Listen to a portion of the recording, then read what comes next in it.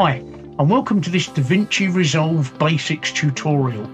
This tutorial is about trimming video footage. We're going to start right at the basics of how to trim your video footage in the cut page of DaVinci Resolve. Why start at the very basics? Well, I run a Facebook group for the posting of UK dashcam footage. Here's the URL so you can come along and have a look if you want to, where people post footage from their dashcams. Now, most dashcams record in either 1 minute, 3 minute or 5 minute chunks. And one thing a lot of people want to do is they don't want to upload 5 minutes of footage for just 10 or 15 seconds of what it is they want to highlight. So they want to know how to trim their footage. Well, that's what I'm going to show you in DaVinci Resolve. Why DaVinci Resolve? Well, it's free and it really is a very powerful editing program, and it works on Windows PCs, on Linux PCs and Mac PCs. I'm using a Windows PC, but I'm pretty sure that everything that I'm showing you can be translated very easily to Macs and Linux. It's the same procedure whatever PC you're using. Anyway, that's enough of that. Let's get on with it. Okay, here we are in the main cut screen of DaVinci Resolve.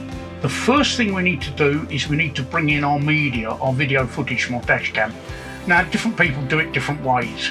I use the memory card. I take the memory card out of the camera and I put it into my card reader and I read directly from the memory card, or I put my card into the card reader and then copy the files onto a folder on my hard drive. There's several ways to get our video footage into DaVinci. We can either go up here to the File menu, click Import, Media, navigate to the folder where the files are stored. In this case, I've stored it in a folder called Dashcams. Click it, open it up, and it brings it into the media pool. Another way of doing it is to actually navigate to the folder and then drag and drop, which is what I'm going to do. So I'll just drag that in there and drop it in there. That's my favourite way of doing it. I like to drag and drop. Okay, so now we've got it into our cut screen. Do we know that it's the right video file? Well, the easiest way to check that is to double click it. If you double click it, it opens up this window here. Now we can do two things here. We can actually hover over the thumbnail in the media pool, and if you look, it actually scrubs through the video so you can see what's on the video. So we can scrub through that way by hovering our mouse over the video, or we can come here and do it this way by using the timeline down here and scrubbing backwards and forwards through the video. In this case, yes, this is the video that I want to work with, so this is the correct one. The next thing we need to do is we need to put the clip on our timeline. So we just click it, drag it, and drop it onto our timeline. Now, you notice on the timeline there's two playheads. There's an upper playhead and a lower playhead. They both do the same thing, but in slightly different ways. Let me show you. With the upper playhead, if you drag it, it takes you through the clip like that. So you can scrub backwards and forwards through the clip, viewing it in the window like that. With the lower playhead, the playhead stays where it is, but the clip moves, so you can actually scrub through the clip like that. And as you're scrubbing through this one, the top playhead moves to show you where you are. They do the same thing, but they are doing it in slightly different ways. There are several other ways that you can go through the timeline. You can play it forward using the play button up here, and this plays it forwards during the timeline, or you can play it backwards in reverse by clicking the play reverse button. You can also use the J and the L keys. L key plays it forwards, J key plays it backwards. When you use the keys, each press increases the speed. So first press, you're playing it forward at normal speed. Second press, 2 times speed. Third press, 4 times speed. Fifth press, 8 times speed. 16 times speed. 32 times speed. 64 times speed, and so on. It actually shows you up here what speed you are playing the clip through. The same with the J key. Doing it in reverse, you can choose what speed to go through your clip. So the next thing to do is to find the point in the clip that we want to do the edit from. Well, I've been through this clip and I know exactly where I want to trim. So I want to trim here. So I move the playhead to the exact point that I want to trim, which is there. Now to trim it is quite simple. Just click on the lower playhead, right click, and you've got the options. Copy, cut, split. What we need to do is choose split.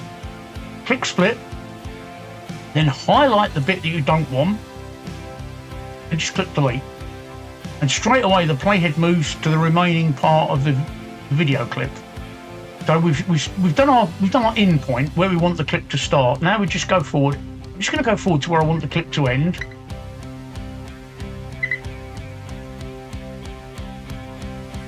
And I want the clip to end about there.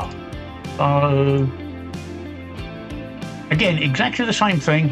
Come over to the clip, right click and select split. Highlight the bit that we don't want. We can either use the delete key or we can right click and select cut. And that's it.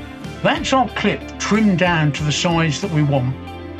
Now we've trimmed our footage to the bit that we want and thrown the other bits away. What we need to do is we need to export it from DaVinci Resolve into a file that we can upload for the internet.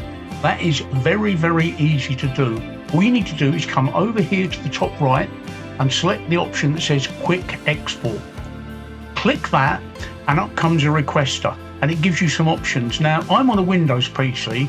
On Apple Macs you might get the option to use QuickTime. If QuickTime is one of these options, select that. That will be the best format for an Apple Mac. Otherwise you're presented with these formats: H.264 Master, H.264 Hyperdeck or H.265 Master, YouTube, Vimeo, Twitter and Dropbox. Well, if you're uploading to YouTube, just select the YouTube option. Or if you're uploading to Facebook or your own website, out of these three at the top here, the best one is H.264 because that's the most widely understood one. So for uploading to Facebook or websites, select H.264, click export. Up comes a directory tree asking you which directory you want to put your file in. In this case, I'm already at the right directory. Give it a name. In this case, we'll call it finished. Click save. And there we go. It's exporting. It is as simple as that to export from DaVinci Resolve. One last important thing to mention is we can actually correct any mistakes we've made. Say for instance we've deleted the wrong part of the clip or we've edited by trimming it too short. If we go up to the edit menu here, we've got an undo button. This will actually undo up to the last 20 operations.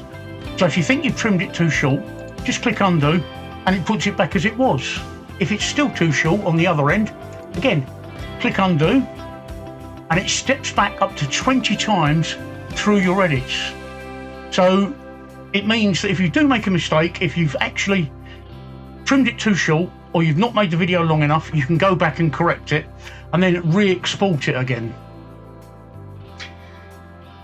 Thanks for watching this video. This was a very basic tutorial designed to just get you up and running with DaVinci Resolve so you can quickly trim down your clips to a more acceptable size. In other tutorials, I go much deeper into Resolve. I show you how to make your own titles, how to replace the audio, how to remove the audio, how to bleep out swear words, even how to make a voiceover for a video. Other things that I'm going into are zooming in and out of a video, slowing it down, reverse playing, adding special effects, and even how to make your videos look better.